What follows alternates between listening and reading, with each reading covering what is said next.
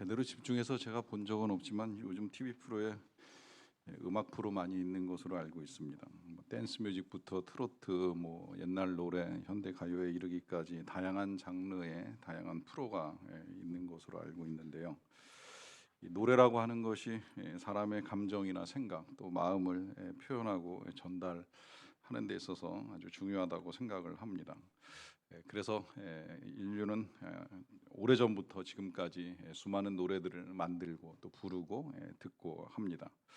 교회도 마찬가지지요. 교회도 이미 오래전부터 찬양을 만들고 듣고 또 부르고 그 은혜 가운데 이렇게 서로 감동을 주고받으면서 또 박수를 주고받기도 하는 일들을 하게 됩니다. 우리가 예배를 드릴 때에 제가 알기로는 이제 한 4번 정도 우리가 찬양을 드리고, 그리고 한 번 내지 2번은 이제 찬양대 찬양이나 혹은 이제 이 헌금송 하시는 분들의 음악을 우리가 함께 보고 듣게 되는 일들이 있게 되는데, 한 번의 예배 속에서도 보통 그러니까 4번 내지 한 6번 정도의 많은 찬양을 우리가 하나님께 올려드립니다.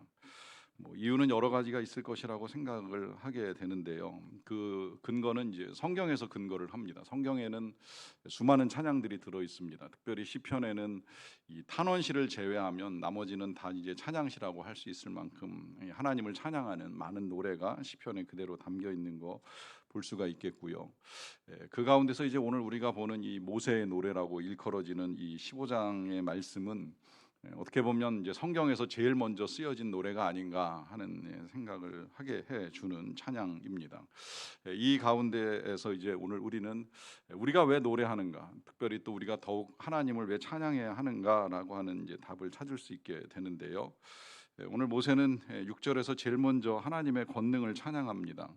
여호와여 주의 오른손이 권능으로 영광을 나타내시니이다. 여호와여 주의 오른손이 원수를 부수시니이다라고 하면서 하나님의 권능으로 영광을 나타내시는 것을 찬양을 합니다.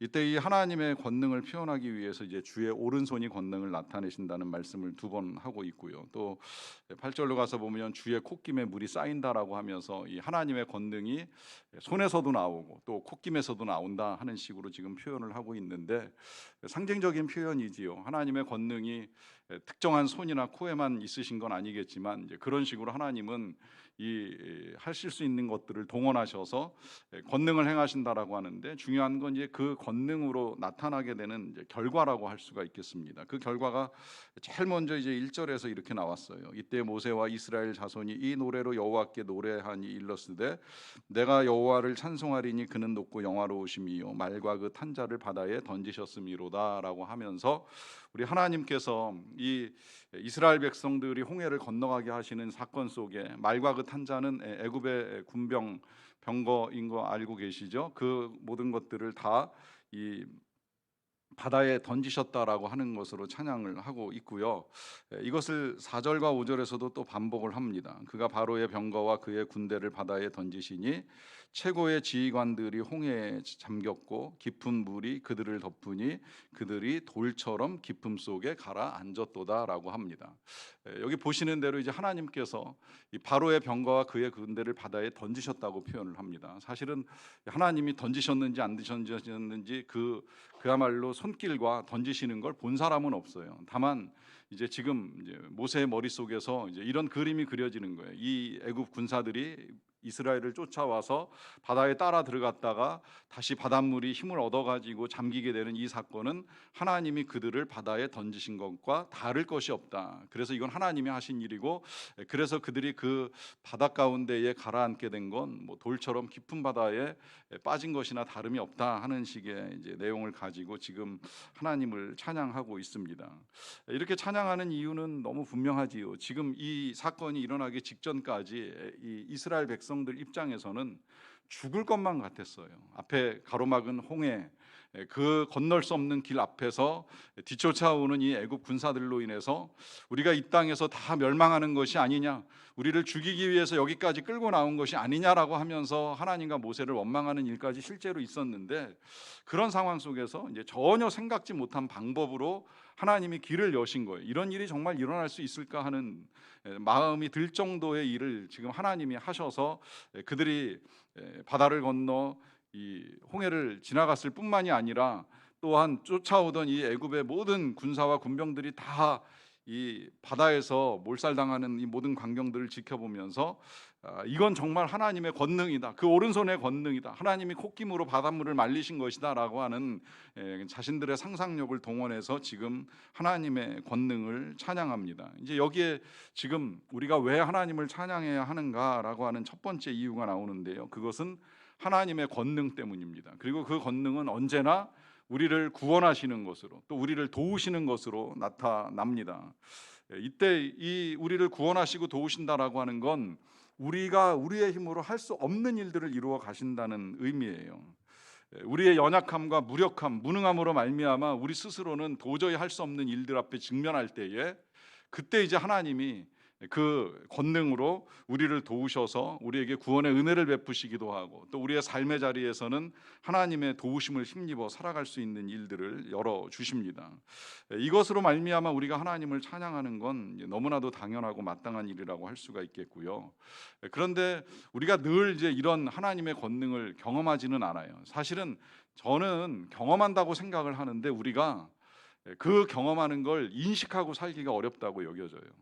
우리의 하루하루의 날들이 하나님의 권능으로 채워지는 날들입니다. 우리가 이른 아침 해가 뜨면서 일어나는 거, 건강하게 하루를 살아가는 거, 또 하루의 일과를 은혜 가운데 마무리하는 모든 것들이 어찌 하나님의 권능과 도우심 없이 이루어지겠습니까?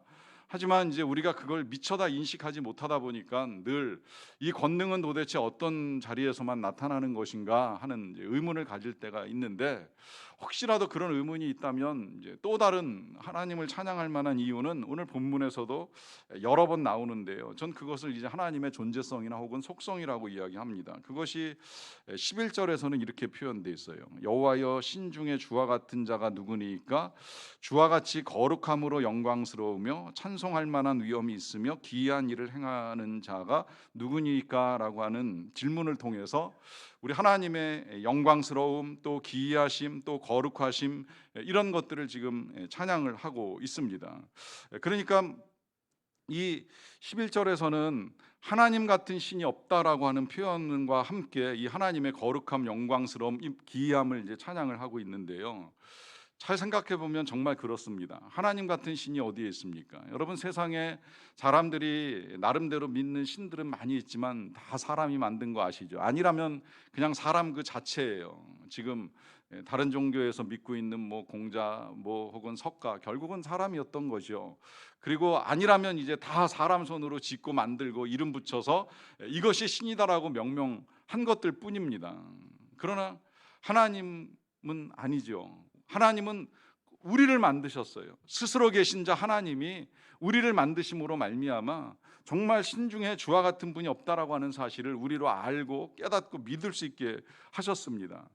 그리고 그 하나님의 가장 중요한 속성 가운데 하나가 지금 이제 거룩함으로 영광스럽다고 표현하고 있는데, 이 거룩함 제가 자주 설명을 드립니다. 이 하나님의 거룩함은 하나님의 정의와 사랑이 연합될 때 나타나는 이제 하나님만의 특성이라고 말씀을 드렸는데, 지금 이 홍해 사건이 이제 명확하게 그 하나님의 거룩함이 확 드러난 사건이라고도 할 수가 있어요. 이 정의, 이스라엘 백성들은 오랫동안 이 부정에 의해서 고통을 겪었습니다. 열심히 노동하지만 대가를 얻지 못했어요. 억압과 착취뿐이었어요. 그 불의하고 부당한 일을 행한 사람이 바로와 애굽 사람들입니다. 그 애굽을 심판하는 하나님의 정의가 이 홍해에서 그대로 드러난 거예요. 그런데 이건 그냥 하나님의 심판과 정의 사건만이 아니라 그야말로 그동안에 이 무력하고 연약한 가운데 아무것도 할 수 없었던 이 이스라엘 백성, 그들을 누가 그 자비하심으로 건져주고 도와주겠습니까? 그걸 하나님이 이루시는 거예요. 그러니까 이 홍해 사건은 그야말로 하나님의 정의와 사랑이 동시에 일어나는 사건이면서 이것을 통해 하나님의 거룩한 그 영광이 그대로 나타나는 것이지요. 그러니까 모세가 지금 하나님 같으신 분은 아니 계십니다라고 하면서 그의 거룩한 영광을 찬양합니다. 이외에도 하나님은 찬송을 받으실 만한 위엄을 가지고 계시고 생각지 못한 이 기이한 일들을 행하시는 능력이 있으시니 우리 하나님 찬양받기에 합당하시다라고 하는 말씀하고 있고요. 또 하나의 하나님의 속성은 이제 본문 맨 마지막 18절에서 나오는데, 여호와께서 영원 무궁하도록 다스리시도다 합니다. 하나님의 영원성이라고도 표현할 수 있는 이 하나님의 이 영원성은 특별히 이제 이 사람의 삶과 비교해서도 이 영원하심이 그대로 드러나는데요. 일단은 우리는 영원히 살 수 없다라고 하는 사실을 인정을 합니다. 이 땅에서는 적어도 그렇습니다. 한 생애를 살고 떠나요. 세상에 수많은 사람들이 그랬고요. 그러나 우리는 태어나서 살다가 이제 하나님의 부르심을 따라 떠나가기는 하지만, 그러나 지금도 영원히 살아서 이 만물을 다스리시며 이 세상의 생명과 삶을 보존하시는 분은 하나님이시라는 거죠. 그래서 이 영원하신 하나님의 다스리심을 지금 찬양을 합니다. 그러면서도 또 한편으로 이 하나님의 영원성 속에는 불변성이 함께 포함되어 있는 거예요. 여러분, 사람은 변한다라고 하는 걸 우리가 알고 있습니다. 우리가 나이가 들어가면서 몸만 변하는 것이 아니라 실은 우리의 마음 자체가 늘 한결같지 않을 때가 많아요. 어떤 땐 정말 하나님을 향하여 뜨거운 열정을 가지고 있다가도 그 마음이 식어져 버릴 때도 있고요. 좋은 관계 속에서 우정과 사랑을 나누다가도 한두 가지 일로 말미암아 그 관계가 어려움에 빠지는 결과를 가져오기도 합니다. 사람은 변하기 때문입니다. 그런데 하나님은 이런 부분에 있어서도 늘 한결 같으신 거예요. 어느 한순간만 이스라엘을 사랑하시는 것이 아니라, 어느 한때만 그들을 위하여 능력을 베푸시는 것이 아니라 한결같이 영원토록, 이 영원성이 이제 나중에 한 번 더 밝혀지기는 하겠습니다만은, 적어도 이 모세가 이해할 때에는 과거에 아브라함에게 은혜를 베푸셨던 그 하나님이 지금 400~500년의 세월이 흐르고 난 다음에도 이 이스라엘 백성들에게 동일한 은혜와 능력을 베푸시는 것을 통해서 이제 믿음으로 고백을 할 수 있게 된 거예요. 아, 진짜 하나님은 영원하시구나. 수백 년의 세월이 흘러도 우리 조상들로부터 나에게 이르기까지 행하신 그 사랑이 불변하시는구나라고 하는 것을 분명하게 확인을 한 거죠. 그러니까 이제 여호와의 영원 무궁하심을 찬양하게 되는 것입니다. 이와 더불어서 이제 또 한 가지 하나님을 찬양해야 될 이유는 13절에서 보게 되는데요. 주의 인자하심으로 주께서 구속하신 백성을 인도하시되 주의 힘으로 그들을 주의 거룩한 처소에 들어가게 하시나이다라고 하면서, 이 말씀 속에서 이제 이 모세는 우리 하나님의 약속에 대한 소망을 가지고 하나님을 찬양을 합니다. 이 표현 자체는 지금 앞으로도 계속 인도하시고 거룩한 처소로 들어가게 하실 것을 믿고 찬양을 하는 거잖아요. 이 거룩한 처소가 도대체 뭐냐라고 했을 때에 이제 하나님이 명하셔서 지어지게 되는 성소라고 해석을 하기도 하지만, 또 한편으로는 이제 이스라엘 백성들이 광야를 통과해서 들어가게 될 가나안 땅으로 해석을 하기도 합니다. 하나님의 약속의 땅이 거룩한 처소인 것이죠. 그러니까 모세가 이 홍해를 건너면서 더 이제 분명한 소망을 가지게 된 거예요. 아, 이와 같이 홍해를 건너게 하신 하나님이시라면, 더 나아가서 애굽에 10개의 재앙을 내리시고 애굽을 벗어날 수 있게 하신 하나님이시라면, 그렇다면 이제 우리 하나님께서 우리에게 약속하신 바 가나안 땅까지 이르게 하시는 데에 무슨 어려움이 있겠는가? 그건 정말 일도 아니겠다. 홍해까지 가르셨는데 하나님은 분명히 우리를 가나안 땅으로 불러 들이실 것이다. 그 약속을 분명히 믿고 소망하며 지금 이렇게 노래를 지어 하나님을 찬양합니다. 여러분, 이런 이제 모세의 노래를 우리가 함께 보면서 우리는 이제 어떤 상황에서도 찬양할 수 있다라고 하는 것이 이제 분명하게 드러나는 거예요. 하나님의 권능이 나타날 때 찬양하는 건 말할 것도 없거니와, 또한 하나님의 권능이 보이지 아니하는 캄캄한 상황, 어둠 속에서도 찬양을 할 수가 있습니다. 이유는 우리에겐 소망이 있고 약속이 있기 때문이에요. 그 소망과 약속은 하나님이 불변하시는 사랑으로, 영원 무궁한 사랑으로 우리를 품으신다라고 하는 것입니다. 또 우리를 인도하시고 우리를 도우신다라고 하는 것 때문에 우리는 하나님을 찬양할 수 있습니다. 당장의 상황만 보면 도저히 찬양할 수 없는 상황일 수도 있겠지만, 그 상황 속에서도 변하지 아니하시는 하나님의 은혜와 능력을 우리는 얼마든지 찬양할 수 있다는 거예요. 그거를 사도행전에서 보면 바울이 우리에게 너무 잘 보여주잖아요. 그가 빌립보 지역에 들어갔을 때 처음에는 이렇게 교인들 좀 만나고 교회를 세우면서 좋았어요. 그러고서 이제 선한 일들을 하다가 뜻하지 않게 정말 심하게 매를 맞고 감옥에 들어가게 됩니다. 이 또한 굉장히 불의한 일이었어요. 나쁜 짓을 해서 감옥에 들어간다는 건 있을 수 있는 일이지만, 귀신 들린 여종의 귀신을 쫓아내주는 이보다 더 귀한 일이 어디 있습니까? 그런데 이익에 눈먼 사람들이 그런 선한 일을 한 이 바울을 재판도 하지 않고 매도 때리고 감옥에 쳐넣는 일을 하게 된 거예요. 그때 그 밤에 이 바울이 감옥 속에서 보여주는 믿음의 태도가 바로 찬양입니다. 기도하고 찬양을 합니다. 저도 궁금하기는 해요. 무슨 찬양을 했을까? 무슨 마음이었을까? 어떤 마음으로 하나님께 찬양을 했을까? 다 나와 있진 않지만 분명한 건 그는 부당하게 매맞고 감옥에 갇힌 순간에도 찬양을 멈추지는 않았고, 그 찬양을 부르는 중에 놀랍게도 이제 감옥문이 열리지요. 지진과 함께 감옥문이 열려요. 그래서 나가고자 하면 얼마든지 그냥 나갈 수 있는 길도 열린 거예요. 근데 바울은 나가지는 않았어요. 그런데 감옥 안에서 이렇게 보다 보니까 밖에서 그 감옥을 지키는 간수가 졸다가 깨가지고 감옥문 열린 거 보고 죄수들 다 도망갔다고 생각을 하고 자결을 하려고 해요.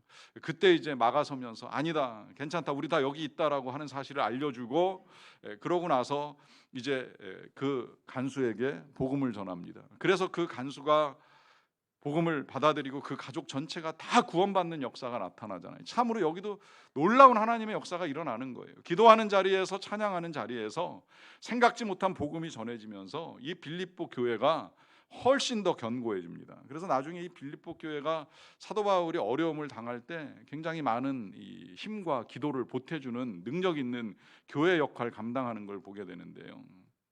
이게 지금 감옥에 갇히는 상황까지만 놓고 보면 생각도 못할 일들이었던 거예요. 노래, 찬양, 어찌할까라고 하는 말이 나올 만한 그런 상황이었던 거예요. 그런데 그 상황 속에서도 하나님을 찬양하는 그 삶의 결과, 물론 모든 죄수들이 감옥에서 찬양한다고 해서 다 감옥문이 열리는 건 아니겠지만 이후에 하나님이 하실 그 오묘한 일들은 우리가 미리 소망 가운데 찬양할 만한 충분한 이유가 된다라고 하는 걸 분명하게 확인을 합니다. 그러하기 때문에 우리가 하나님을 찬양하는 건 너무나도 마땅한 일인데요. 문제는 이제 우리가 지금 이렇게 성경에서 찬양해야 될 이유들을 찾고 알고 또 듣고 한다고 할지라도 정말 마음과 정성을 다해서 전심으로 하나님을 찬양하는 건 쉽지 않다고 생각이 들어요. 우리가 찬송가를 부를 때 혹은 뭐 복음성가를 부를 때에 정말 그 가사 하나하나를 깊이 묵상하고 음미하면서 찬양을 드린다라고 하는 것이 때로는 쉽지 않다라고 하는 생각이 들 때가 있습니다. C.S. 루이스가 이런 말씀을 했어요. 우주 속에는 하나님을 향한 찬양이 가득하다. 그 하나님을 찬양하는 만물 가운데 하나님을 향한 찬양을 가장 늦게 배우는 존재가 사람이다. 짧은 문장이지만 동의가 되고 쉽게 이해가 되더라고요. 정말 만물이 하나님을 찬양하는 건 틀림이 없는데, 가을로 접어들면서 푸른 하늘도 하얀 구름도 또 익어가는 곡식과 열매들도 다 하나님을 찬양하고 있는 건 분명한데, 사람이 찬양을 배워나간다, 이건 정말 어려운 일이다라고 하는 생각이 들 때가 있습니다. 불신자가 하나님을 찬양을 하는 걸 배운다, 하게 된다 하는 것 자체는 뭐 말할 것도 없거니와, 하나님을 알고 믿는 사람들 중에도 정말 하나님을 찬양하는 사람, 찬양하는 마음을 가지고 배우고 향한다라고 하는 거 쉽지 않다라고 하는 생각을 하기 때문입니다.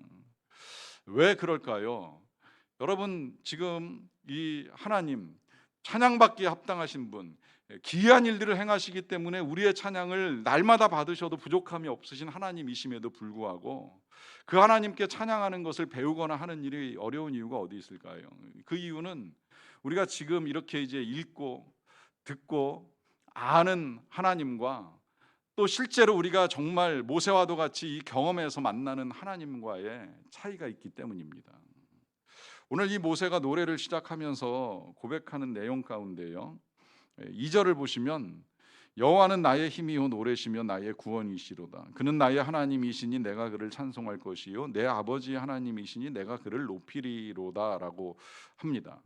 자, 여기 보시면 이제 이 모세가 찬양하면서 하나님을 표현할 때 나의 힘, 나의 노래, 나의 구원, 나의 하나님이라고 또 표현을 하잖아요. 자, 이 표현 중에 이제 지금 주목하고 싶은 건 나의이라고 하는 표현이에요. 나의 힘, 나의 구원, 나의 노래.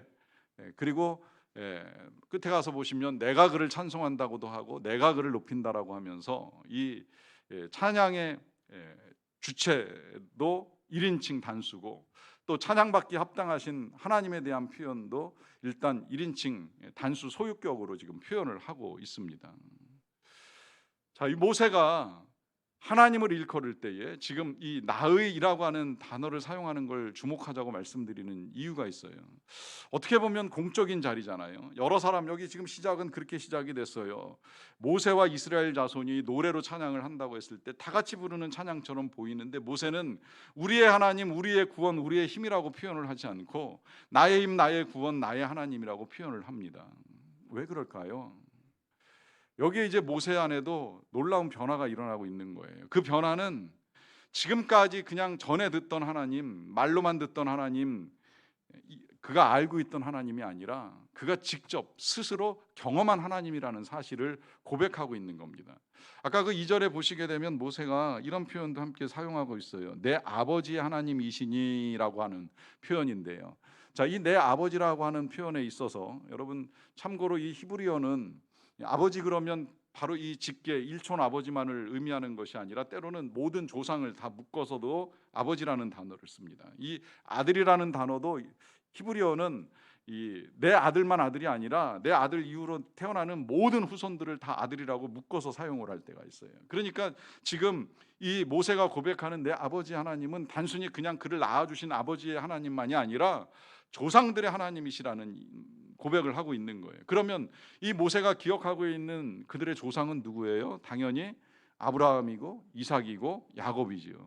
그러니까 모세가 그동안에 이해하고 있던 하나님은 아브라함의 하나님, 이삭의 하나님, 야곱의 하나님이셨던 거예요.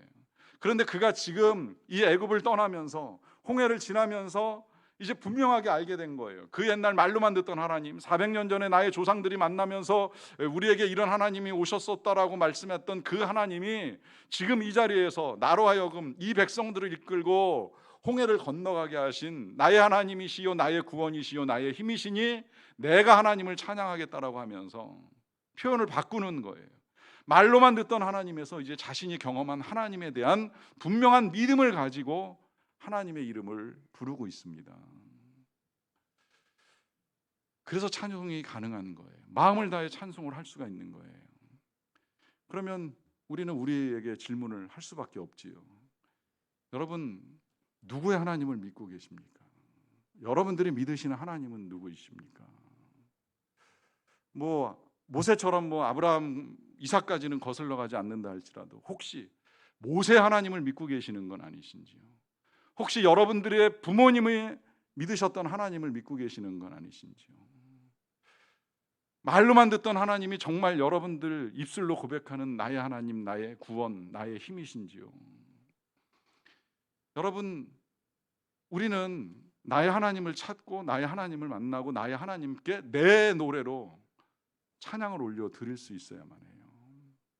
우리가 지금 여호와의 구원을 보라라고 하는 이 주제를 가지고 이제 2달 동안의 말씀을 나누었는데, 구원을 보라 하니까 지금 이스라엘만 구원하신 하나님만 보시면 안 됩니다. 모세만 구원하신 하나님만 보시면 안 됩니다. 여러분들을 구원하신 하나님을 보실 수 있어야 돼요. 여러분 각자를 구원하신 하나님의 은혜와 사랑을, 그 권능과 능력을 보실 수 있어야 되고 그 권능과 능력을 우리가 찬양을 할 수 있어야 됩니다. 그렇다면 우리는 그 구원과 능력, 하나님의 권세를 못 본 사람들입니까? 봐야 믿을 수 있는 사람들입니까? 그래서 가끔은 그런 말이 나오기도 하잖아요. 정말 홍해 갈라지는 거 한 번쯤 봤으면 좋겠다. 저도 그런 생각을 안 했던 건 아닌데, 이게 홍해 갈라지는 걸 보는 게 진짜 말처럼 쉬운 문제가 아니더라고요. 이게 진짜 한강물 앞에 가가지고서 하나님 한번 갈라보세요 그러면 믿겠습니다 그러고 한강물이 갈라지는 그런 단순한 사건으로 이해할 게 아니더라는 생각이 들었어요. 왜냐하면 이 이스라엘 백성들은 이 홍해 갈라지는 이 한순간 한 번을 보기 위해서 얼마나 많은 시간을 노예로 살았습니까? 살다가 어느 날 갑자기 도시락 싸들고 짐 싸들고 떠나자고 하니까 허겁지겁 다 챙겨가지고 떠나는 건 쉬웠겠습니까? 그래가지고 열심히 달려왔는데 앞길 막혀있는 그 절망감은 얼마나 컸겠습니까? 그 절망감 속에 뒤쫓아오는 애국 군사들이 있다는 이야기를 들었을 때의 불안과 두려움은 이루 말할 수가 없는 거죠. 정말 죽을 지경인 거예요. 그런 상황에서 좋아요, 바다가 갈라졌어요. 건너가는 마음은 야, 신난다, 기쁘다, 즐겁기만 했겠습니까? 이거 또다시 바닷물이 덮치면 어떨까? 그 불안과 두려움 가운데 얼마나 떨면서 홍해를 건넜을까요? 그렇게 건너고 난 다음에 다 건넜다고 해서 이제 모든 것이 끝난 거야, 하나님이 살아계심을 보았어, 찬양할 만한 상황이 열립니까? 다음 주만 보더라도 절대 그런 상황이 열리지 않습니다. 홍해 건넜지만 광야예요. 아무것도 없어요. 물도 없고 양식도 없고 아무것도 없는 길을 계속 걸어가야 되는 거예요. 이 앞뒤 다 잘라내고 홍해만 보여주세요, 홍해만 갈라주세요 할 일은 아니더라는 생각이 드는 거예요. 그리고 굳이 그거 안 봐도 실은 우리는 홍해보다 더 큰 은혜를 경험한 사람들인 건 틀림이 없어요. 왜냐하면 이 홍해가, 지난주에도 그런 말씀 드렸어요. 이게 죽음의 바다입니다. 빠지면 다 죽는 거예요. 원래는 이스라엘 백성들도 빠지면 죽을 지경 되니까 못 건너가고 불안할 때 이제 원망도 했겠지요. 이 이스라엘 백성이 홍해를 건널 만한 특별한 자격을 갖춘 사람들은 아니잖아요. 이 애굽의 10가지 재앙 중 마지막 재앙 내릴 때만 하더라도 실은 이 이스라엘의 장자들도 죽을 수밖에 없는 운명을 가지고 태어난 건 다를 것이 없었던 거예요. 다만 어린 양의 피를 발랐다는 이유 하나만으로 하나님이 그들 다 살려서 이 홍해까지 이르게도 하시고, 또 건너가는 동안에도 하나님께서 그들에게 세례를 베푸시는 것처럼 이 홍해 바다에서 살려주시니까 이제 그들이 건너갈 수 있었던 것이지, 실은 그 가운데 건짐을 받을 만한 자격을 가진 사람은 한 사람도 없었다는 것입니다. 다 죽음의 바다에 빠져 마땅한 인생들이라고 하는 의미입니다. 이걸 지난 금요일 날 우리 정성욱 선교사님이 또다시 우리에게 풀어주셨어요. 우리가 다 거라사 광인이 아닙니까? 우리가 다 사마리아 사람들이 아닙니까? 별다른 인생이 아니라는 거예요.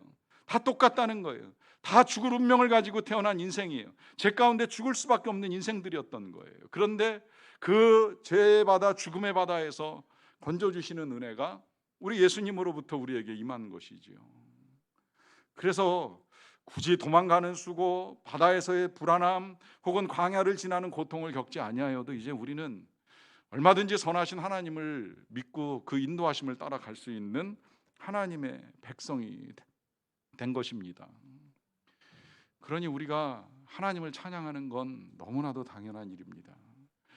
여러분 한 사람 한 사람을 구원하시기 위하여서 십자가에 고난 당하시고 죽으신 주님의 은혜를 잊지 마십시오. 그래서 나에게 그와 같은 은혜를 베풀어 주신 나의 주 나의 예수님, 그리고 나의 하나님 이름 부르시며 찬양하는 저와 여러분들이 다 되시기를 간절히 축원합니다.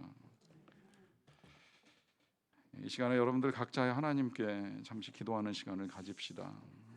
하나님은 여러분들에게 어떤 분이십니까? 각자의 입술로 하나님을 찾으시며 하나님께 감사하는 찬양의 고백을 드리도록 하겠습니다.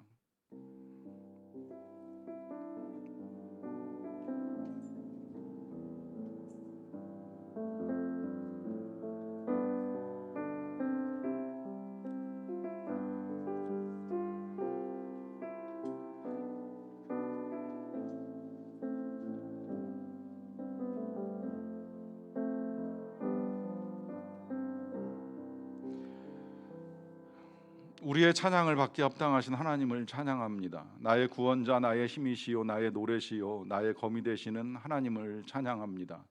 나를 위하여 우리를 위하여 행하신 그 구원의 은총을 감사하며 영광을 올려드립니다. 예수님의 이름으로 기도하옵나이다. 아멘.